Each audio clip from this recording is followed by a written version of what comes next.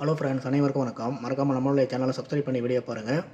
நம்ம இன்ஸ்டாகிராமில் ஒருத்தவங்க கேட்டிருக்காங்க. ஹாய் சார், ஐஓபி மொபைல் ஆப்பை ஐஓபி மொபைல் ஆப் ஓப்பன் பண்ண முடியல, கனெக்ஷன் டைம் அவுட் அப்படின்னு சொல்லிட்டு வருது. அவங்களுடைய ஆண்ட்ராய்டு 11 வெர்ஷனில் ரன்னிங் ஆகிட்டு இருக்குது. ஸோ மேக்ஸிமம் இது இல்லை வெர்ஷன் இது கம்மியாக தான் இருக்குது, கொஞ்சம் மேக்ஸிமம். சரிங்களா? அதனால் நீங்கள் என்ன பண்ணுறீங்க, முதல்ல வெர்ஷனை அப்டேட் பண்ணிக்கங்க.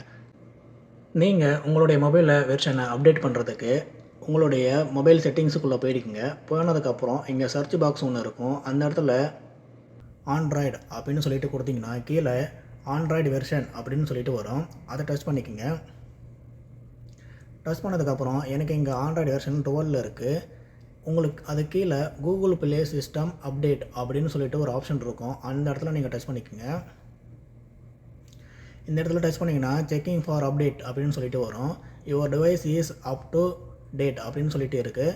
ஆல்ரெடி என்னுடைய ஃபோன் 12 வெர்ஷனில் தான் ரன்னிங் ஆகிட்டு இருக்குது.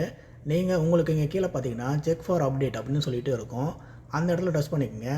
உங்கள் மொபைல் அப்டேட் பண்ணுற மாதிரி இருந்துச்சுன்னா கண்டிப்பாக இங்கே அப்டேட் ஆகிட்டு இருக்கும். சரிங்களா? நீங்கள் செக் ஃபார் அப்டேட் கொடுத்ததுக்கப்புறம் உங்கள் மொபைல் ரன்னிங் அப்டேட் ஆகிட்டு இருக்கும்.